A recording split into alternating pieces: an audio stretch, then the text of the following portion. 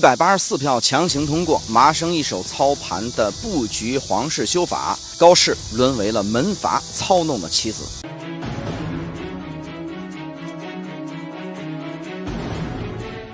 大家好，我是謝飛啊，歡迎來到今天的謝飛觀察。7月17號，日本的參議院呢以184票贊成、57票反對的結果呢，通過了皇室典範修正案。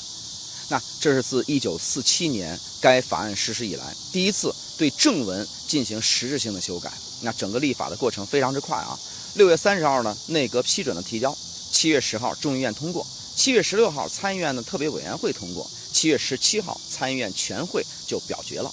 你看前後只用了不到3周的時間，眾議院審議也就幾個小時，被在野黨批評是突襲式立法。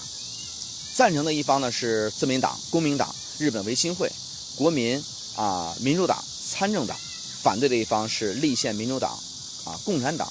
修正案的內容呢主要有2點，一個是允許女性皇族結婚之後仍然保留皇籍，不脱離于皇室；第二是允許從戰後被剝奪的皇籍的11個舅公家中收養男系男子，這些養子的男性後代呢可以繼承皇位。你看表面上是增加皇族人數，但實際上就是把德仁天皇唯一的女兒愛子公主排除在了繼承序列之外。女性皇族即使保留了皇籍，自己和後代也沒有继承權啊。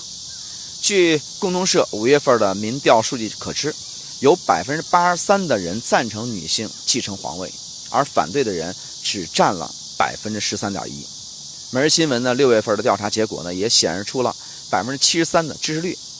朝日新聞呢更直接一些，在法案通過之後呢做出来的这个民調當中，有60%的人認為該法案沒有被公眾所理解，只有24%的人表示贊同。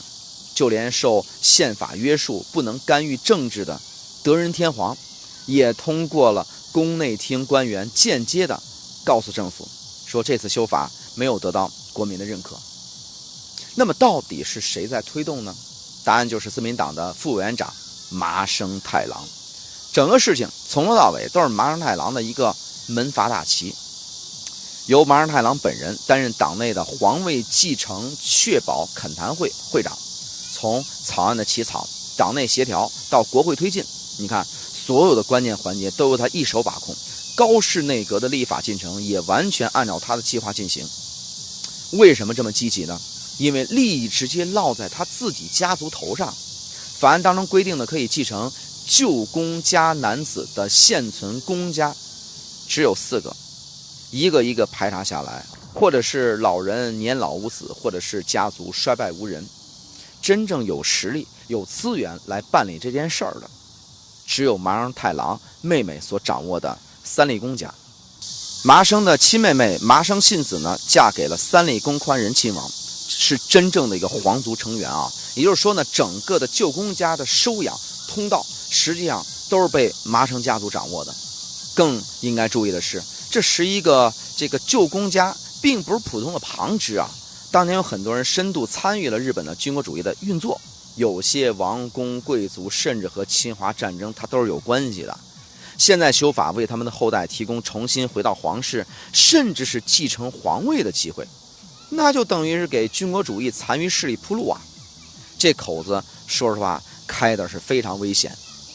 那說到高市早苗在這件事兒當中所起到的作用，其實他就是個執行者、背鍋俠。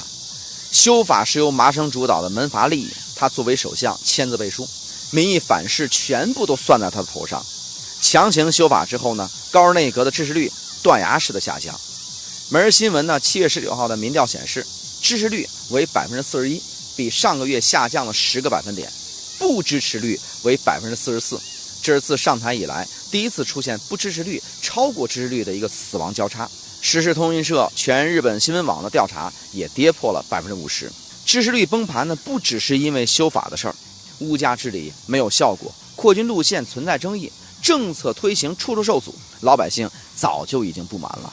修法成了最後一根稻草，特別是占到選民1半左右的無黨派人群，對於高市內閣的認可度很低啊。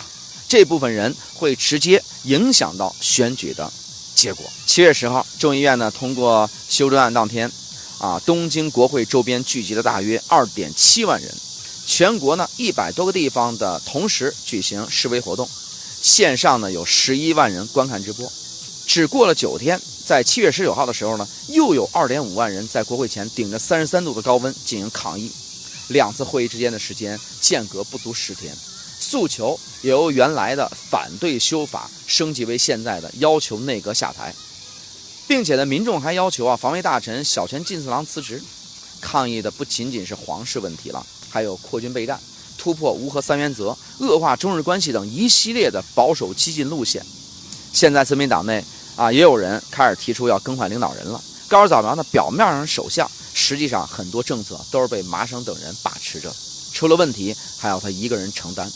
保守激进路線推行到今天，已經遇到了全民性的否定，民意反对，街頭抗議，支持率下跌，都是負面信号。皇室典范修法呢，表面上是為了解決皇室继承的問题，實際上則是自民党的門阀勢力進行了一次权力的運作。麻生太郎呢，在幕後操控一切，為家族和右翼勢力鋪路。高市早苗呢，则站在前台執行，承擔着所有的政治後果。83%的民意呢被忽視了，這說明什麼呢？日本的民主制度已經被門閥所控制了。好，感謝收看這次的謝飛觀察，我們下期節目再見。